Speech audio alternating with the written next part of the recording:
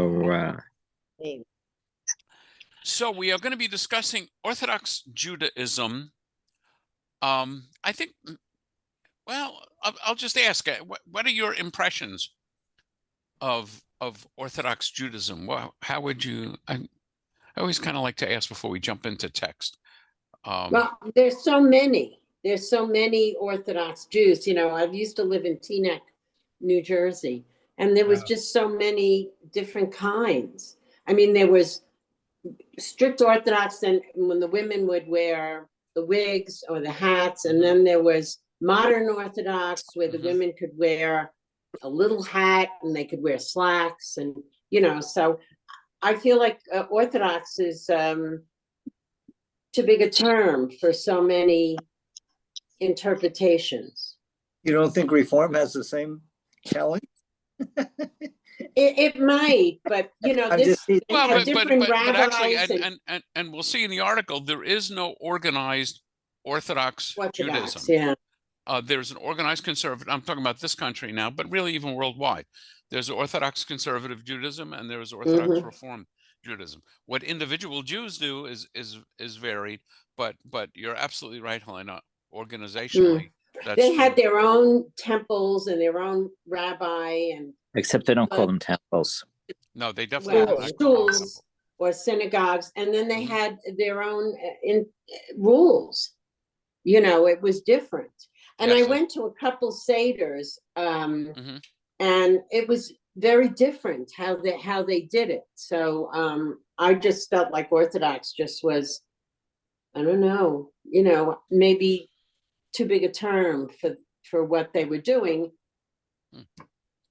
Okay, I'll just go across the line as I see it. Jerry and Alan, and then Jerry Kirschner. When I think of Orthodox, I think of those who are observant to the extreme, that don't miss a thing according to the Tanakh, to Torah, and that their prayers are so many times a day, plus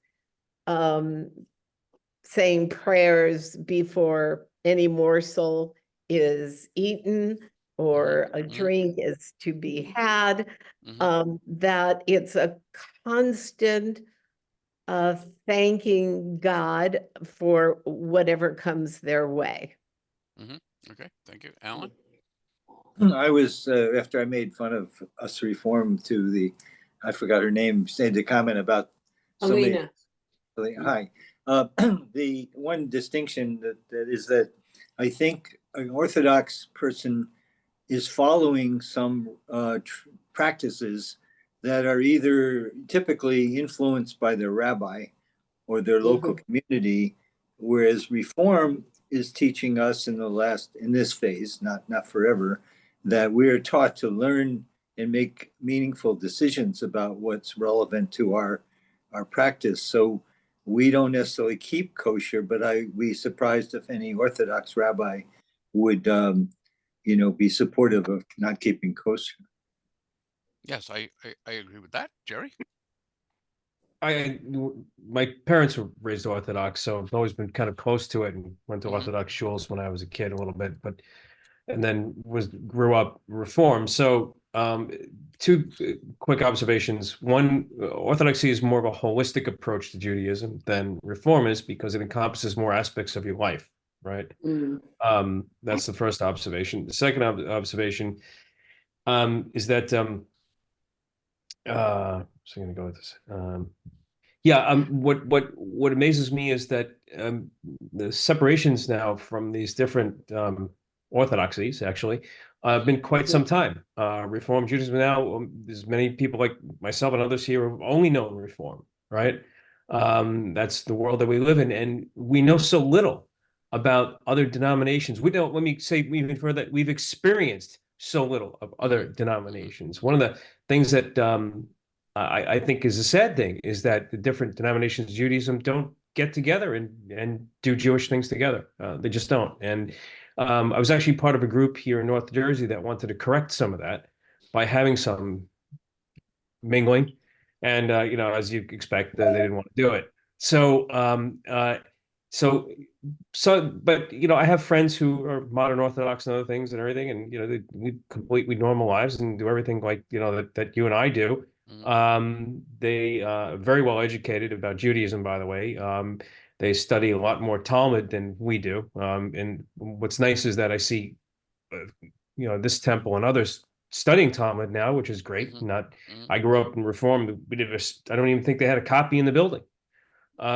So one last point then is things change too. The way belief systems are going to come together and separate apart. But the one last point I'll make is that I'm glad we're talking about it, because there is this huge gap of just familiarity with what the other people do, and let's hopefully this class and others like it will help fix that. Yeah, we were actually talking. Debbie and I were at a program about Hinduism, the Hindu religion. There's no Hindu Judaism that I'm aware of, but I'm willing to learn.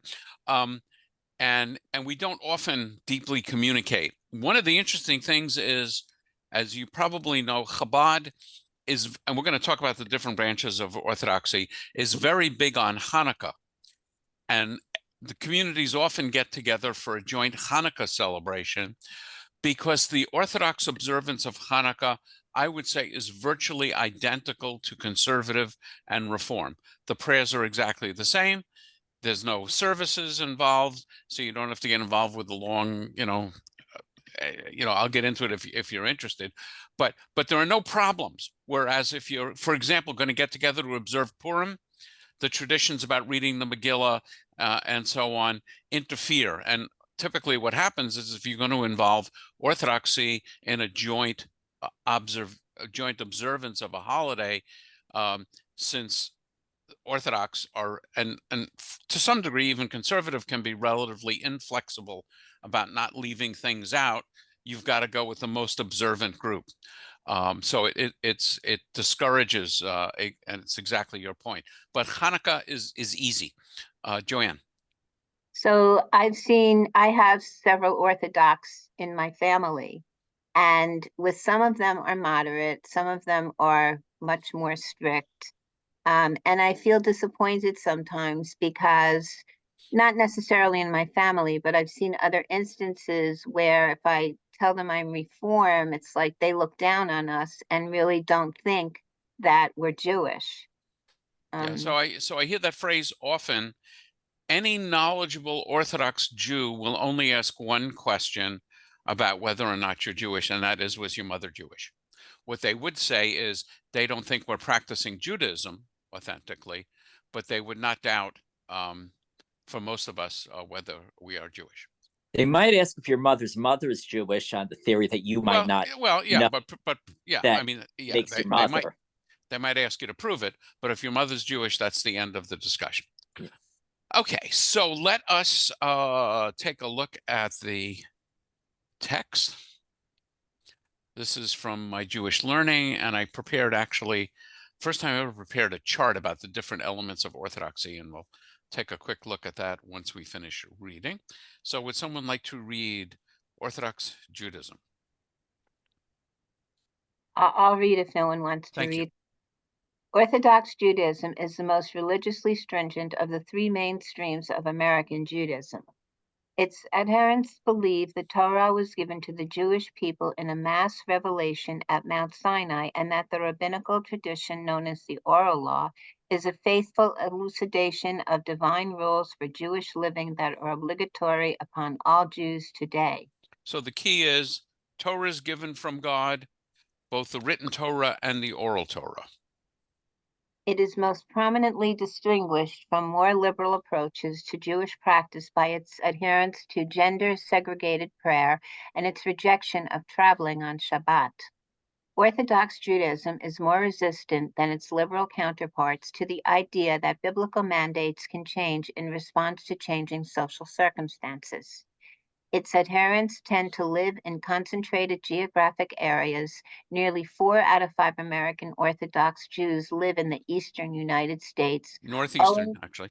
northeastern United States, owing to the inability to travel on Shabbat. Orthodox Jews are vastly more likely than non-Orthodox Jews to enroll their children in private religious day schools rather than private schools, to pray daily and maintain traditional kosher dietary practices. Orthodox Jews are more than twice as likely as non-Orthodox Jews to say that being Jewish is very important to them, according to the 2013 Pew Research Center survey of Jewish Americans. Unlike conservative and Reform Judaism, Orthodoxy is not a unified movement with a defined ideology and a universally respected authority. Rather, it is an umbrella term that covers multiple, highly distinct subgroups, including modern Orthodox, ultra-Orthodox, also known as Haredi Orthodox, and Hasidic. You know what? I think I'm going to pop my little. Do you see the image I just put up on the screen? Types of Orthodox Judaism. Yes. Okay, good. So this is just. It doesn't quite fit on one page. I guess I could zoom out a little bit. Well, yeah. You can close the header. Sorry. You can close the full screen. tools. Just go full screen. Yeah, I don't know how. screen. I don't know how to do that unless that's there. No. Yeah. So Here it would be under view. That's not it. Okay. What kind of computer? Anyway, What yeah, computer let's not is it? worry about it. So this blue box is Orthodox Judaism, basically split into two main parts: modern Orthodox and ultra-Orthodox, sometimes called Haredi.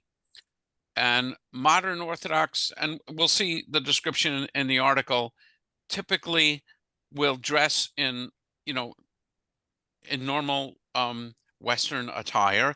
They may keep their head covered, should keep their head covered, but I know modern Orthodox Jews who don't. And the other side is ultra-Orthodox, which is also called Haredi from the Hebrew term for trembling, people who tremble before God.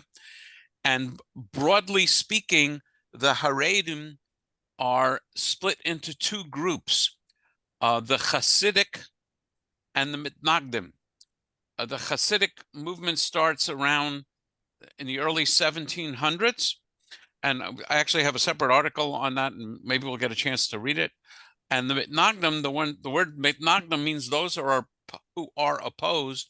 What were they opposed to? They were opposed to the Hasidic movement. And the main thing that I think many of us don't realize is the Hasidic movement is split into many other, into many subgroups. The best known one, by far the biggest one, is Chabad. I mentioned a few others, and there are 36 other ones which are, I would say, active and populated. And there were many others that are no longer active, in approaching more than 100. These were basically, we'll get into the article on Hasidic Judaism, but I thought it might be just good to get this as an orientation. And I am, Alan, I don't know if your question relates to this image or. Well, it does in a way. Do these 36, are these many, do they have geographical characteristics? Yeah, they typically. Lithuania, that kind of thing? Well, Yeah. Lithuania, yes. The Litvish or the Litvaks are the Mitnagdim. So basically, again, if we get to the article, the Hasidic movement was very spiritual, very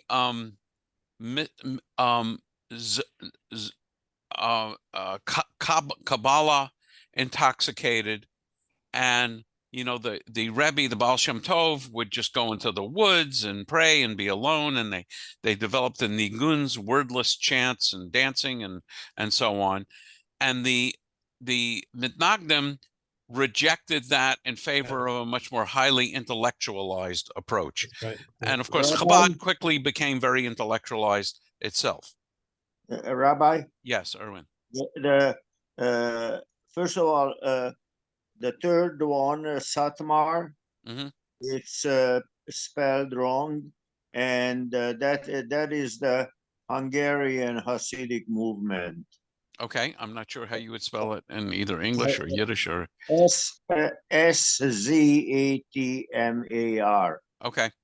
And and it was a very large movement in Hungary. It started the northern part of Hungary, and it was very religious, and the Satmar Rebbe became a very important part of the Hasidic movement. Yeah, so again, when we get to the Hasidic movement, what we'll see is you have one person who started it, the Besh, the Baal Shem Tov, and then he had disciples, and disciples would set up in each town, and in each town there was a leader who was called the Rebbe, who was kind of a spiritual genius. And that title of the Rebbe was typically hereditary. So the Rebbe's son would become his successor. So typically the towns would lend their name to the movement. So Chabad was in Lvov, and it's sometimes called the Lubavitches. And you know, Belts and well, Breslov is actually not town based, but it's after Nachman of Breslov. Well, maybe it is based in Breslov. Anyway, I have actually, see if I can find this. No, that's the wrong one. Hang on. Classes. So I don't know where I have it. No.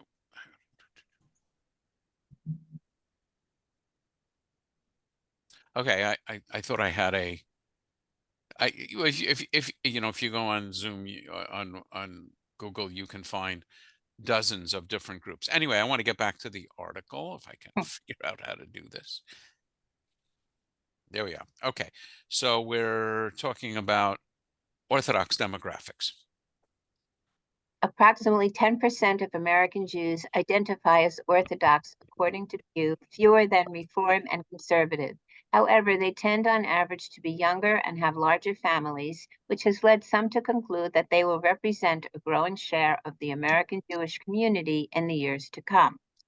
Approximately 21% of Israeli Jews are Orthodox, according to a 2016 Pew study, though non-Orthodox religious movements are less widespread in Israel than they are in the United States.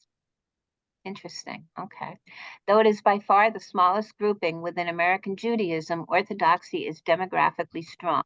According to a 2015 Pew analysis, Orthodox Jews are younger on average than the broader Jewish community, with roughly a quarter between the ages of 18 and 29, 32% for ultra-Orthodox, compared to 17% of Reform Jews and 12% of conservative Jews. They tend to have more children, 4.1 on average for Orthodox Jews between the ages of 40 to 59, compared to 1.7 for all Jews in that age range. And they have low attrition rates. According to Pew, 83% of Jews under 30 who were raised Orthodox are still Orthodox. Yeah, so Bryce and then Ellen and Bethany. Yeah, quick question. What percentage, and if you don't have the exact number on hand, just some kind of an idea of how many of the Orthodox Jews are also fundamentalist in the sense of believing in the literal word of the Bible as opposed to using it as a symbolic jumping off point? Yeah, so I would say, I'll choose my words very carefully. Orthodox Judaism teaches that the Bible is the literal word of God. So I would say, now, how many of those individuals actually believe that? I would think the number would be quite high, because if you didn't believe that, I would think you would align more with conservative or reform approaches. But I don't think you will find an Orthodox authority who would say, you know, we should take the Bible, you know, as a myth and not interpret things literally. They would say, and you know, we've discussed this lots of times, that the Bible is deeper. It's not just the surface stories. We need to dig deeper and deeper to find more and more meanings in the Bible. Yeah, I'm just thinking in terms of like how many people believe the Earth is 6,000 years old and that kind of thing. Oh, that's interesting. I think even Orthodox authorities would say we're not sure what a year means in that context, and wouldn't necessarily. So they would believe that God dictated the text, but I think even so, Orthodox Judaism does not reject science at all. And as you know, that there are Orthodox Jewish scientists, and they may they may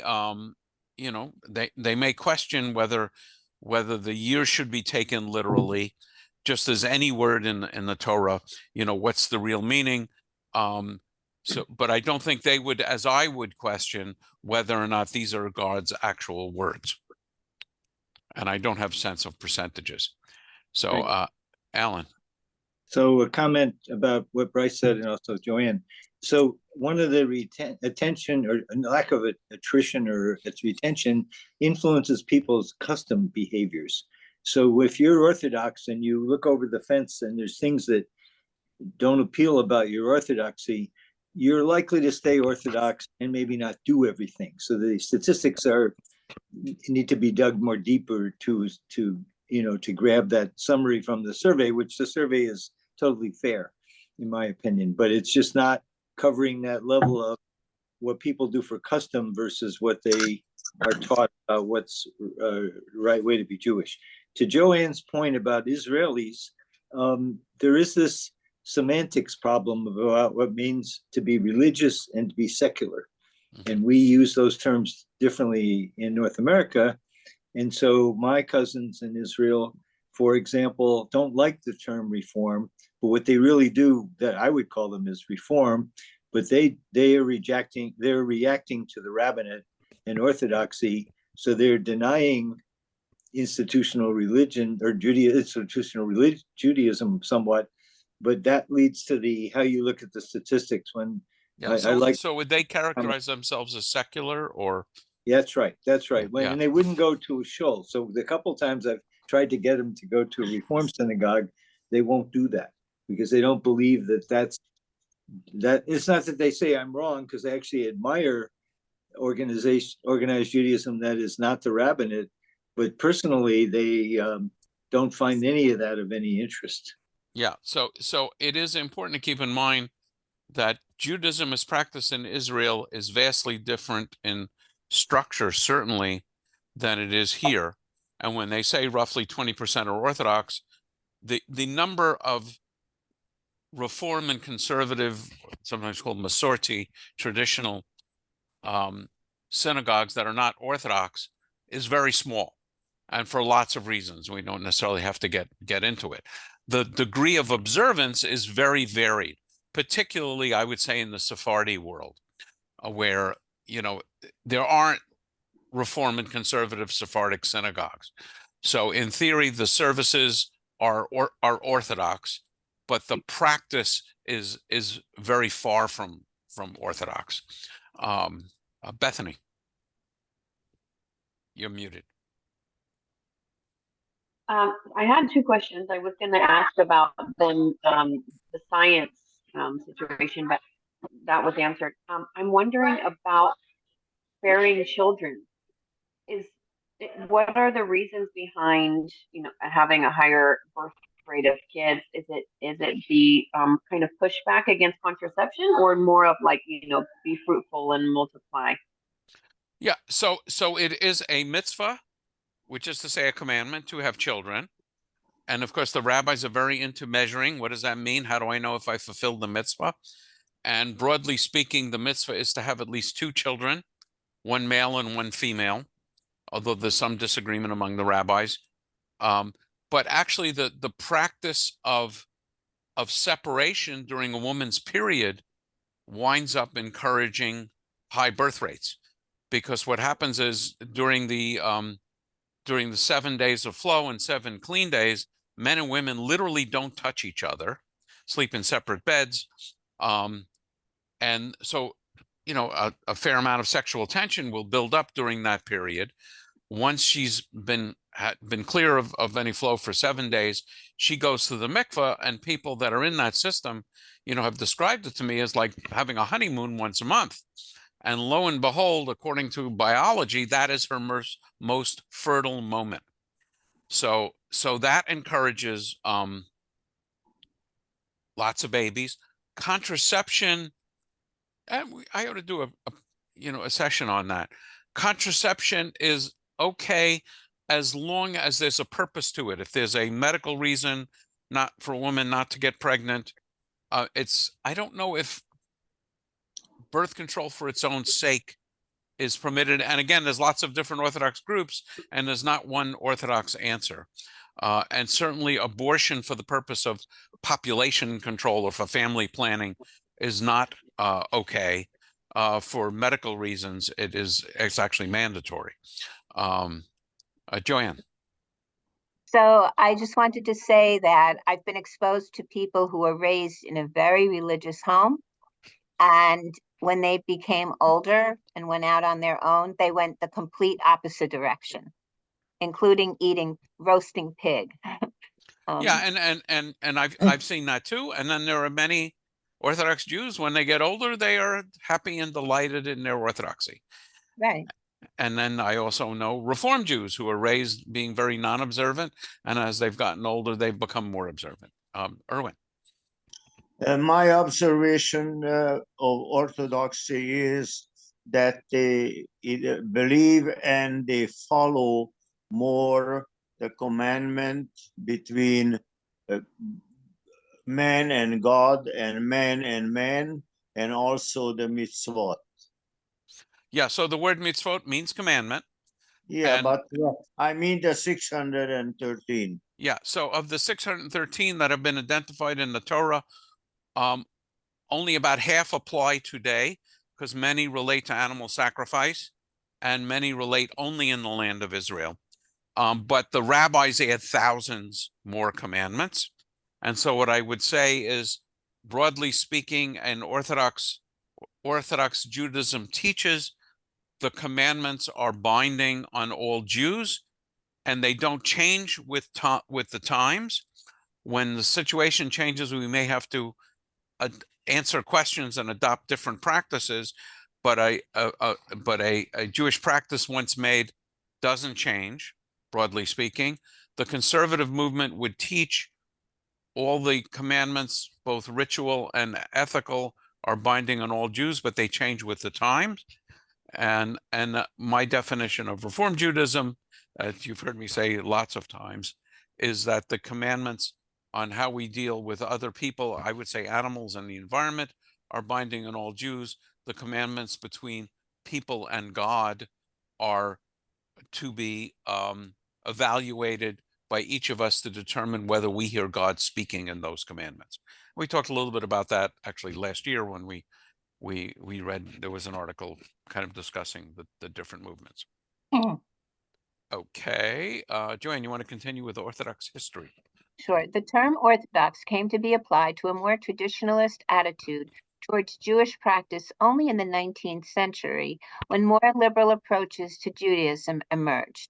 The term itself came from Christianity, where it was used to describe faithfulness to the creeds of the early church. In the Jewish context, the term came into common use only in response to the introduction of Reform Judaism, which rejected the divine origins of the Torah and denied the obligatory nature of Jewish ritual observance. Yeah, so it's worth a word. Orthodoxy means correct doxology or correct belief. And of course, really, what we think of as Orthodox, in a way, is more orthopraxis, which is correct behaviors, probably Orthodox beliefs as well. And well, the next paragraph will continue this thought. Samson Raphael Hirsch, a leading 19th century German Orthodox rabbi and one of the chief opponents of the emergent Reform movement at that time, wrote in 1854, "It was not Orthodox Jews who introduced the word Orthodox into Jewish discussion. It was the modern progressive Jews who first applied the name to old, backward Jews as a derogatory term. This name was resented by all Jews, and rightfully so. Eventually, the term came to be embraced by the traditionalists as an indication of faithfulness to customary religious practice. Today, a number of organizations self-identify as Orthodox, most prominently the Orthodox Union, which operates the largest kosher certifying agency in the world. Some Orthodox Jews prefer to describe themselves as followers of Torah Judaism. Okay. Diversity within Orthodoxy. Today, Orthodox Judaism encompasses a vast terrain of religious outlook and practice. Some 62% of American Orthodox Jews identify as ultra-Orthodox Haredi, a group whose adherents are typically marked by their distinctive black hats for men and scrupulously modest attire for women. Ultra-Orthodox Jews are the most stringent in their commitment to Jewish law and tend to have the lowest level of interaction with the wider non-Jewish society. They can be further subdivided into Hasidic Jews, heirs of the spiritual revivalist movement that began in Eastern Europe in the 18th century that emphasizes Jewish mysticism and communion with the divine, and Yeshivish, sometimes Litvish, which emphasizes the intellectual aspects of Jewish life, particularly rigorous Talmud study for men. We're almost done here.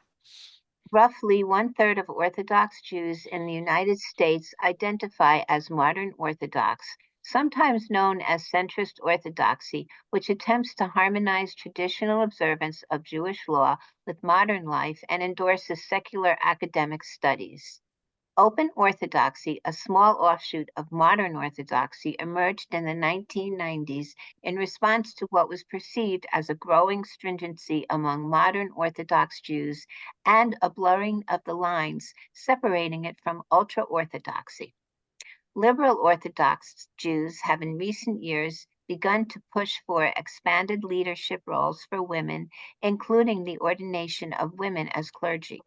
While modern Orthodox institutions have supported enhanced religious training and leadership roles for women, the trend toward female Orthodox clergy remains marginal and has not been embraced by the mainstream institutions of American Orthodoxy. I'm going to stop sharing. I'll go into another article in a moment. In a conference that I was at last week, which was the Pacific Area Reform Rabbis, we had as our guest scholar a female Orthodox rabbi who was amazing in her scholarship. What's her name? I don't remember off the top of my head. Okay. Yeah, but Alan, go ahead. Oh, I was going to ask, I've been listening in this nice description about Orthodoxy, about how people treat their Judaism themselves. My question relates to how they treat other Jews in the following way, which is a term we use in America versus Israel, but certainly in many ways called pluralism or tolerance and acceptance of other ways. In other words, I think that Orthodox Jews and Reform and conservative Jews are just fine because even though I'm not one of them, but I'm a pluralistic-minded person. In this paper, or maybe later, I'm sensitive to the fact that not all people in all Jews are tolerant of different practices. They're either right or wrong. And I wanted to raise this question because so the way I would characterize it, I think it is a correct thing to raise. The issue for Orthodox Jews is adherence to Jewish law. So what do I think about Reform Judaism and Reform rabbis? If I were an Orthodox Jew, that's one thing. That's sort of a personal, my reaction. It's kind of, do I like, green tea or spearmint tea? The legal issue is it an authentic representation of Judaism? right. And so it makes perfect sense to me that they would say no. And actually, I'm often surprised at how well treated I am by Chabad rabbis, to be very specific. But I will say, in my experience, and this is just very personal, they will call me rabbi, and you know, behind my back, I don't know what they call me, but I do know in public settings they will not refer to my female colleagues as rabbi. Right, but the Chabad I see Chabad as more modern and accepting the way you've described it, because the few Chabad rabbis that I know behave like the way you did, you described. But the frustration that I'm reflecting is less here. If you corner a Orthodox rabbi in you on this subject, they will end up conceding that there's only one way to be Jewish. Well, what they would say is the commandments are binding. Right. But the Israeli factor of this becomes a very controversial political thing, because that's when politics mixes with religion, and that always causes problems. Right. I want to make a couple of broad observations, and we'll at least start reading the article on Hasidic Judaism, and that is some things I learned from my different teachers. The movements, as I mentioned, never developed in the Sephardic world. There are basically, the Sephardic Jews call themselves traditional. And then some are very observant and some are not so observant. And there tends to be a lot of tolerance among the Sephardic Jews. And my own theory on that is because the Sephardic Jews are typically Jews who lived in Muslim lands. And they were well accepted into the Muslim lands and not shuttered into ghettos and couldn't do business and couldn't. Basically, Jews did better historically in lands governed by Islam than lands governed by Christianity. In the Christian world, you had Jews that were really, Christianity has a theological chip on its shoulder about Judaism, much more so than Islam. So the Jews were often put in ghettos and inwardly focused. And then what happened in Jews in Christian lands, and notably Germany, was a very interesting phenomenon. But this is a teaching I learned from Mordechai Finley. Some of you know who he is. One of the things he commented on, talk about broad scope of history, he said, over the course of Jewish history, roughly every 500 years is a dramatic change in Judaism, or in our people's tradition. And you can think about going from the patriarchs. 500 years later, we're in Egypt. 500 years later or so, we're in the Holy Land. 500 years later, the first temple is destroyed. 500 years later, second temple is destroyed. 500 years later, we have the beginnings of Kabbalah and so on. But what happens over the broad course of Jewish history, and I'm thinking now in the Ashkenazi world, is there was a wide range of rabbis in terms of their approach. Some were more tolerant, some were less tolerant. Some of us know Yitz Greenberg, who is a very liberal Orthodox rabbi, but he would not for a moment say he's not Orthodox. He will admit that it gets him into trouble, but he won't abandon the teachings, the basic ideas of Orthodoxy. So over recent history, basically in the world of Judaism, and this is still true in the Sephardic world, you have some rabbis that are more observant, some rabbis that are less observant, or not less, more traditional and less traditional, let me say. Now what happens is, in the early 1800s, we have the invention of the creation of Reform Judaism, and roughly 100 years later, conservative Judaism. So what's going on with all these rabbis?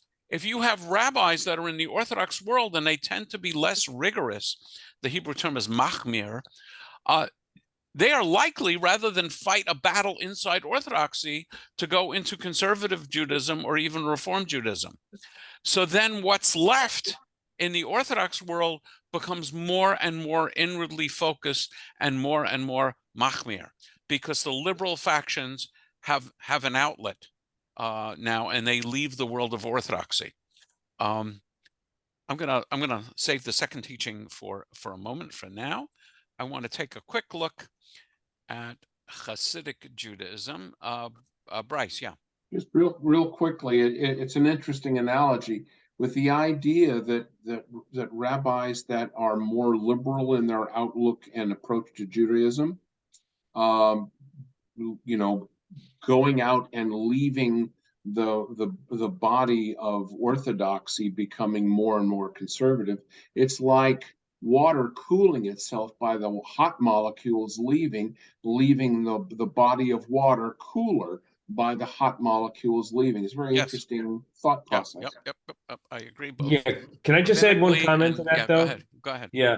So what happens a lot of times is that, and you know, especially explaining it to non-Jews, they think like, oh, like Orthodoxy is like a higher level than Reformed or something like I'm that, glad right? you You run into this, right? And I like cringe when I hear this, right? You know, because I see Alan agreeing with it. So, you know, it's not like that. And so, you know, your Brownian motion analogy is interesting, but just the fact of that it's not less of is what I'm saying, right? You know, it's but of course his point was really not so much the organizations themselves, but the idea of leaving. You know, I got that. No, yeah. that's clear. But I just didn't want it to lead to what I just brought up. It's a very important. Also interesting, if you could extend that analogy quickly, it's that as the warm molecules leave, it leaves the body colder and colder until it freezes. All right, and nothing changes. Yeah. Was being a physicist that's where it breaks down. Was being a physicist required to be in this class? Well, maybe. So, what I would say is that Jerry Kirschman's point is a very important one. There is, and I was sort of listening to hear if any of you would mention this in the sort of the opening comments. I would say among many Jews, particularly less observant or non-observant Jews, there's the underlying suspicion that Orthodox Judaism and Orthodox Jews are the real Jews. Namely, I'm going to share the screen, that they look like these guys. And the rest of us are sort of modern, not quite imposters. One of my proudest accomplishments about which I think the word goyim comes to mind that people say. Yeah, but that's not, it does come to mind, but you shouldn't. What I would say is, and now I'm just bragging, when I was a student in Bozeman, Montana, and there was, it's a college town, a very interesting town. And there was a very wealthy member of the Reform congregation.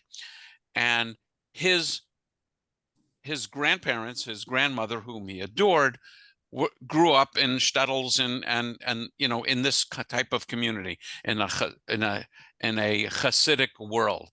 And while he himself was definitely not observant and wouldn't become observant, deep down inside of him, he really thought this was authentic Judaism.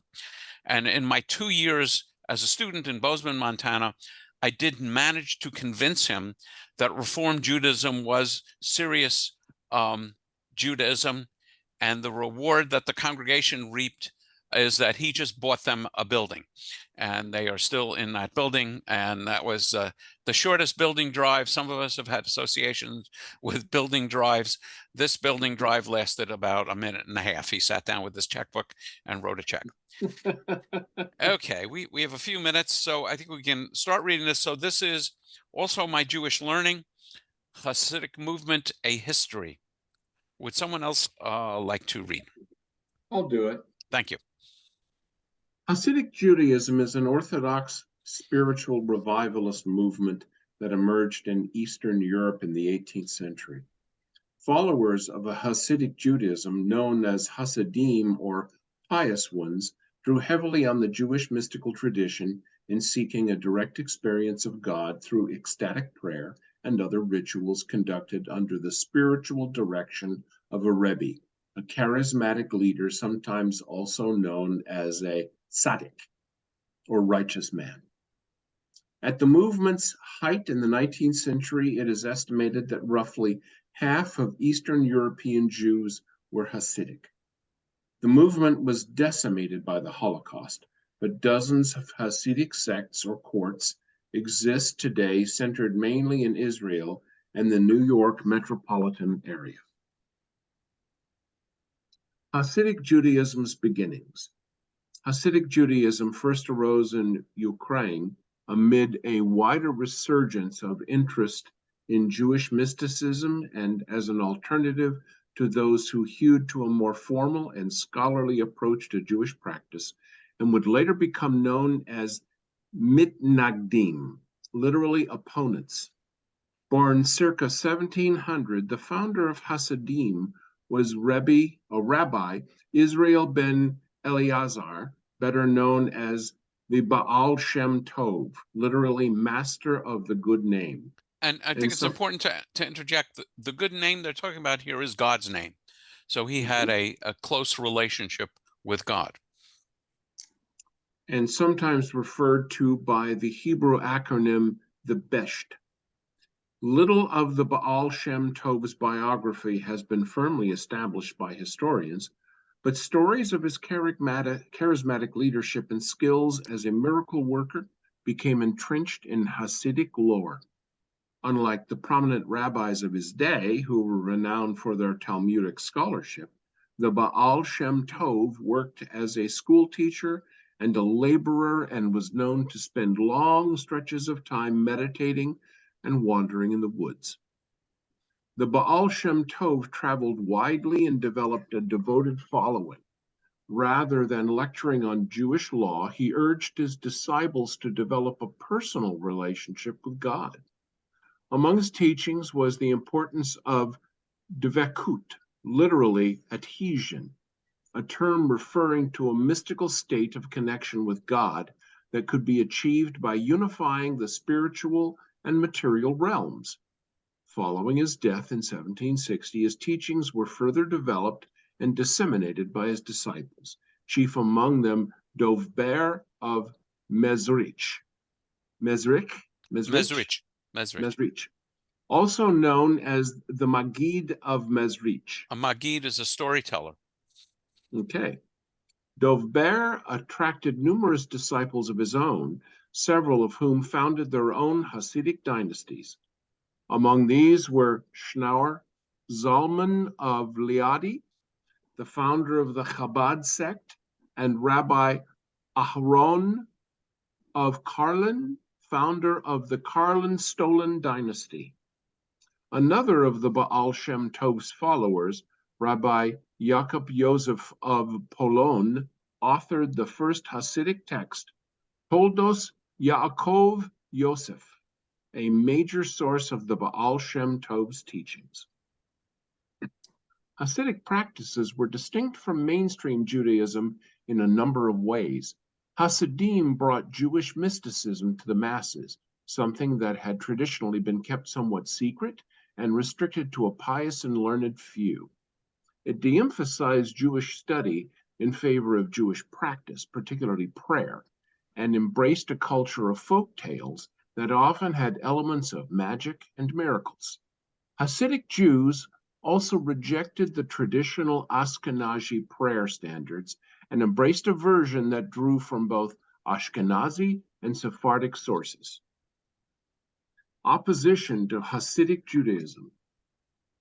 By the late 18th century, Hasidim was spreading rapidly, evoking significant opposition from the so-called mitnagdim, who regarded Hasidic practices as essentially heretical, inconsistent with the traditionalist Talmudic tradition, and too reminiscent of the mystical way of the Sabbateans, the movement begun in the 17th century by the false messiah, Shabbatai Zevi. Tzvi. Oh, Zvi? Okay. Tzvi, yeah. It's just, I wouldn't spell it that way, but. Okay, all right. Well, that's why I was misled. Yes. Among the most prominent early opponents of Hasidim was the Vilna Gaon, the revered leader of Lithuanian Jewry, who issued edicts of excommunication against the Hasidim but failed to halt their growth. The schism would not be fully put to rest until the founding of the ultra-Orthodox organization Agudath Israel in Poland in 1912, when the two sides set aside their differences in the interest of jointly battling secularism and Zionism. Today, both Hasidim and so-called Litvish or Yeshivish Judaism are considered subsets of ultra-Orthodoxy or Haredi Jewry. Yeah, and I have to say, I've never heard the phrase Litvish or Yeshivish. I always heard Litvaks, and I suspect many of you the same. Yeah. I assume they mean the same thing. Alan. You're muted, Alan. The reference to mysticism that he was reading prompts me to ask about Kabbalah, how it relates, if it does relate, or maybe we'll get to that later. Yeah, I don't know that this article gets into it, but I would say, broadly speaking, Hasidic Judaism is intoxicated with Kabbalah and Kabbalistic teachings. Some of it, some of it though, not all parts, as they're pointing out here. So that Whitfish did not do that, right? The other side no, did. but I said Hasidim, not Haredim. So the Hasidic Judaism, Kabbalistic, Yeah. the Litvaks or Right. Mitnagdim against the Hasidim, not Kabbalistic, or I think not heavily Kabbalistic. Yeah. So yes, and you know, if I wanted to get a good explanation of a Kabbalistic idea, I would go to my local Chabad rabbi or a teacher of Kabbalah. Okay, let's continue. Unique Hasidic practices, Rebbes. Among the most unique features of Hasidic Judaism is the centrality of the Rebbe.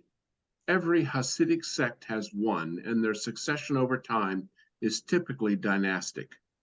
When a Rebbe dies, his successor is usually a son or other close relative.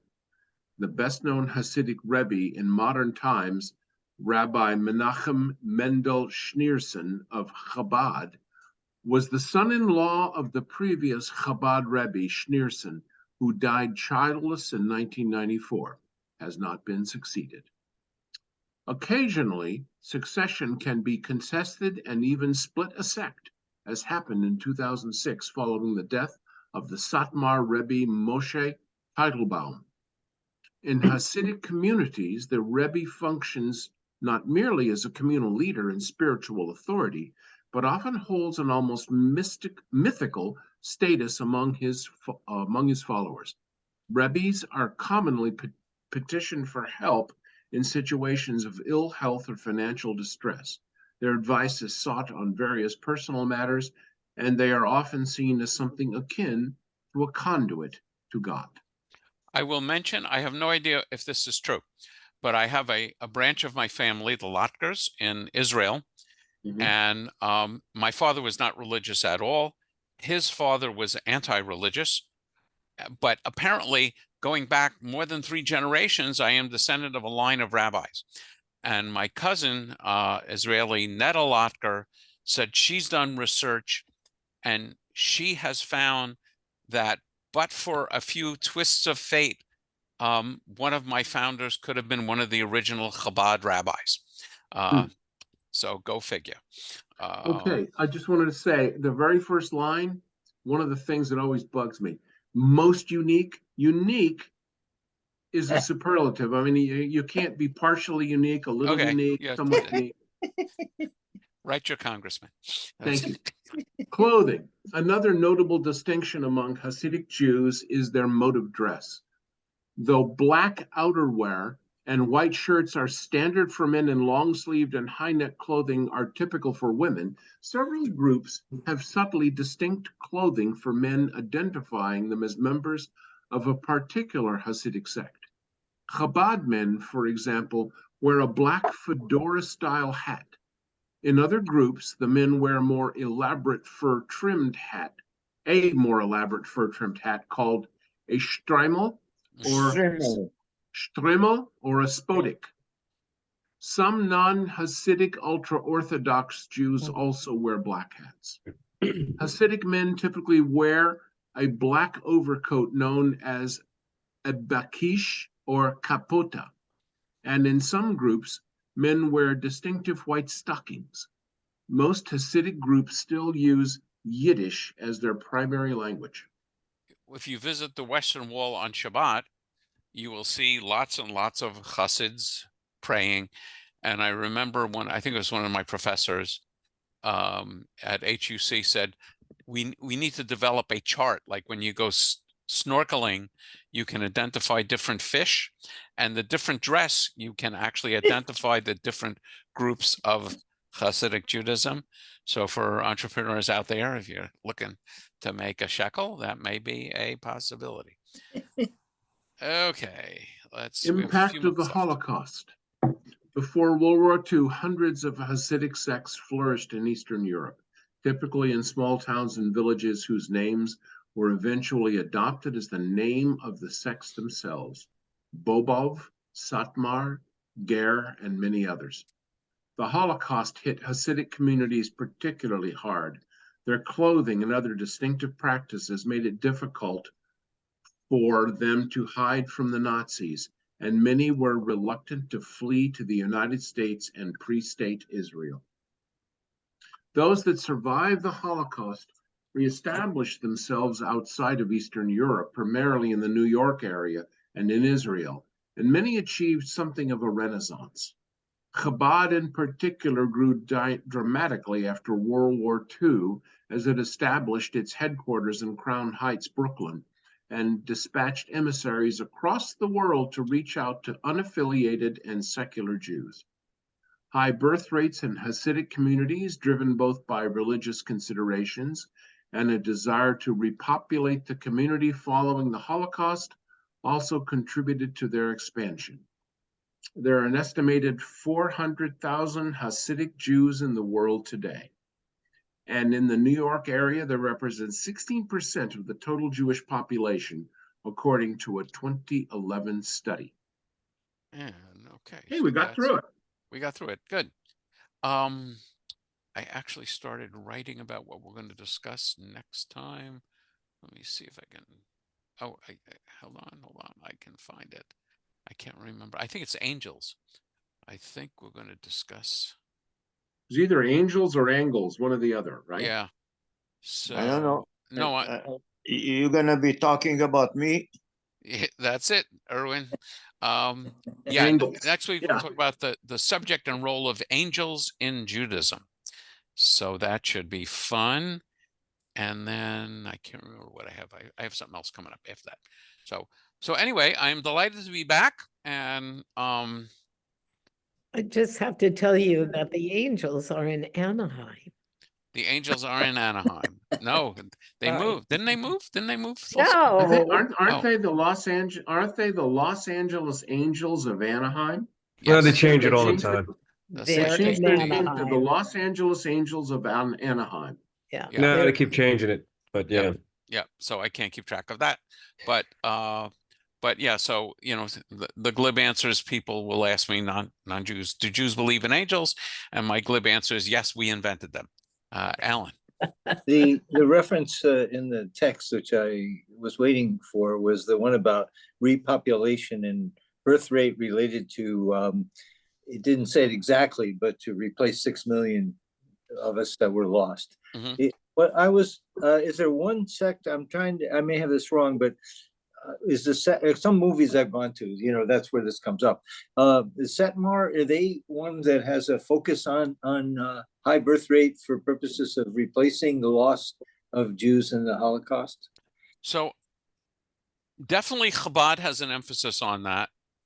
There are some sects, and I think Satmar is one of them, which are anti-Zionist, which have the idea that only the Messiah can found the state of Israel.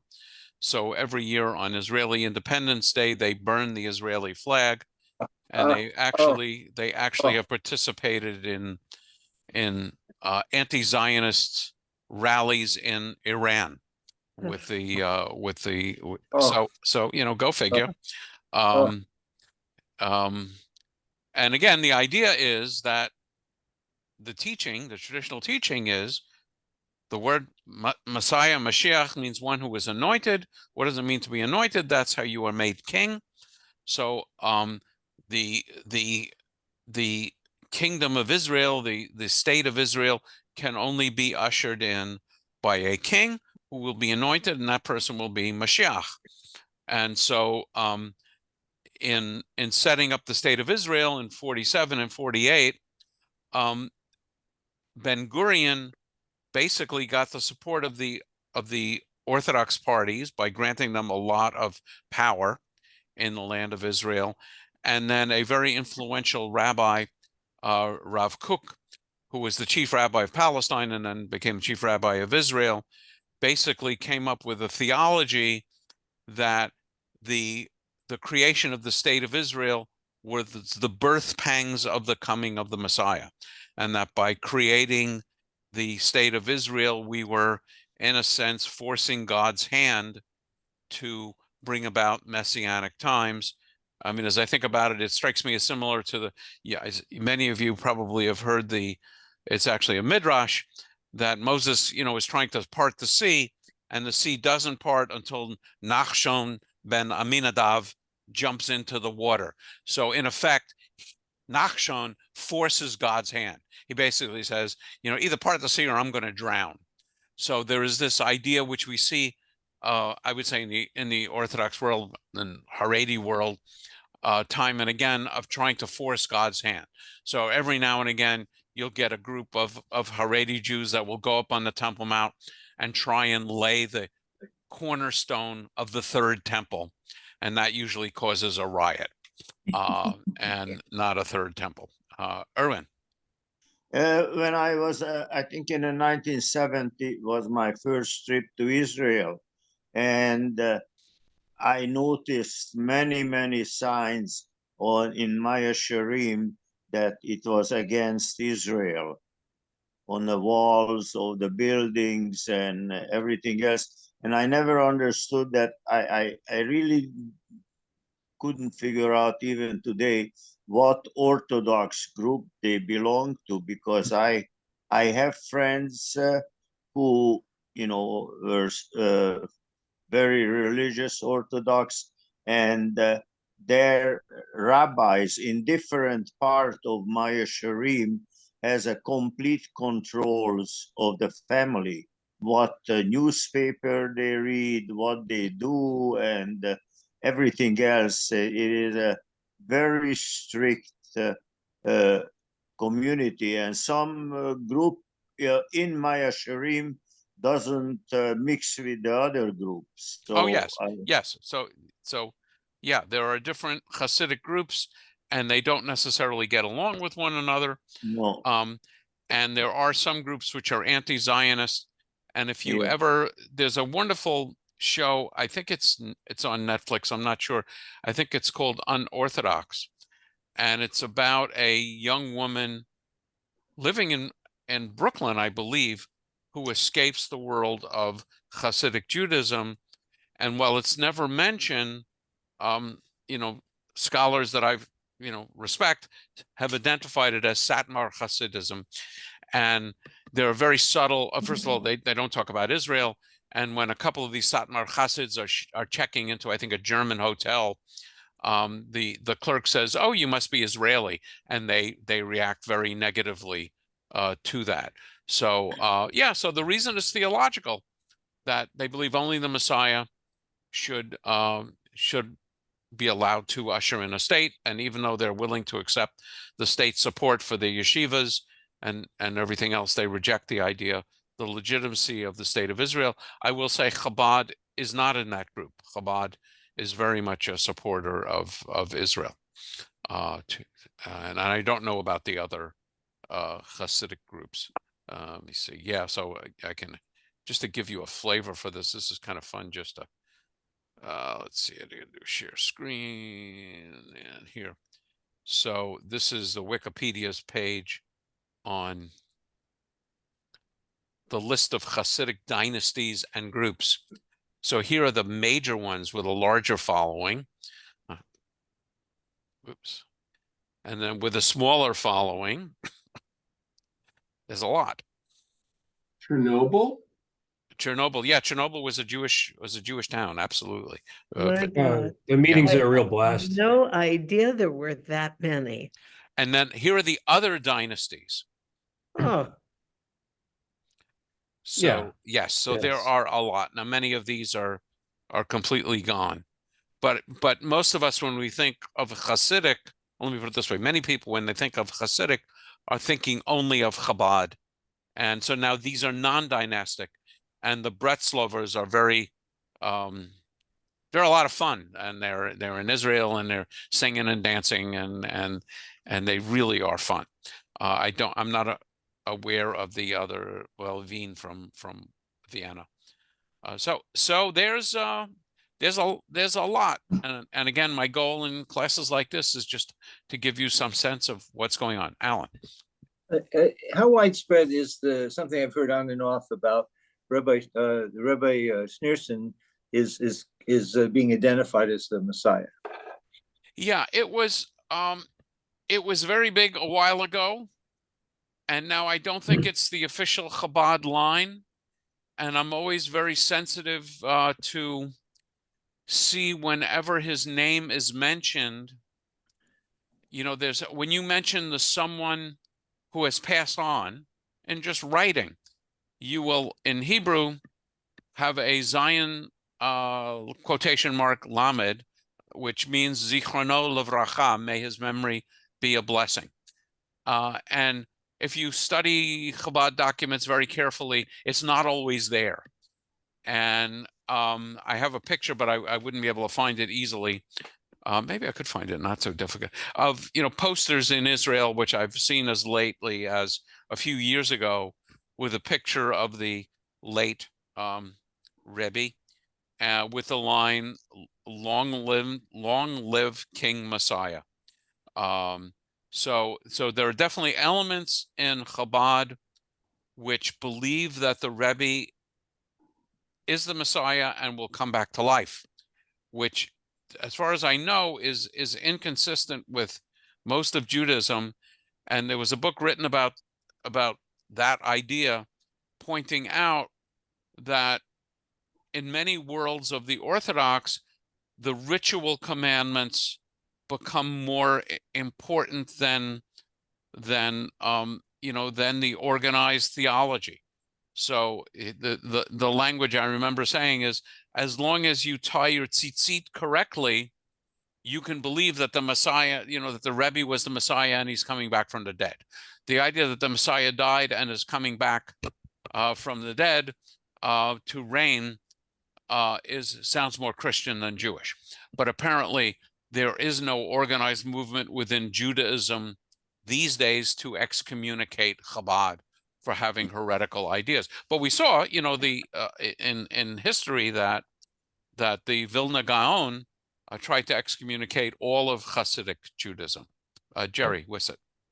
In my studies with Chabad, they seem to focus on the Rebbe as more of a intermediary, Yes. and in the way that many Jews have done with family that have died. They pray to the dead to pray on their own behalf.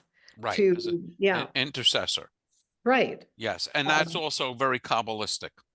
Yes. And also Sephardic. I mean, Sonia talks about as a child that, which he would call the saints, which is actually a pretty good English translation of the word tzaddik, except it sounds so Christian that it's sort of offensive to our Jewish ears. Yeah. But she said, and they would have different saints' days, and they would go to the graves of these tzaddikim, and they would light candles, which would then all melt, and they'd have this huge paraffin bonfire. And the goal was to ask this person to intercede for us. And we see it actually in Meron, on on Lag BaOmer. So that's in my understanding is that in Jewish tradition, the only places that are holy is the Temple Mount and the graves of the tzaddikim. Yeah. They are inherently holy. And I once visited in Morocco a grave of a great saint, and there was this guy who was like 90 years old, and since he was a boy, he has been tending this grave. And his entire family went to Israel, as most Jews were moving out of Morocco, and he had a dream which said, nope, your job is there with this with this rabbi. So it is fascinating, but yeah, it doesn't sound like what most of us think of as Jewish practice. Okay, so that's it for this evening. I will get out an email with with the video and the readings for next week. And I thank you all for Thank coming. you. It's good to Good see night, you. Rabbi. Thank you and welcome you. back. Yeah, I'm Thank delighted to you. be back. And I So have to back. say, I guess I can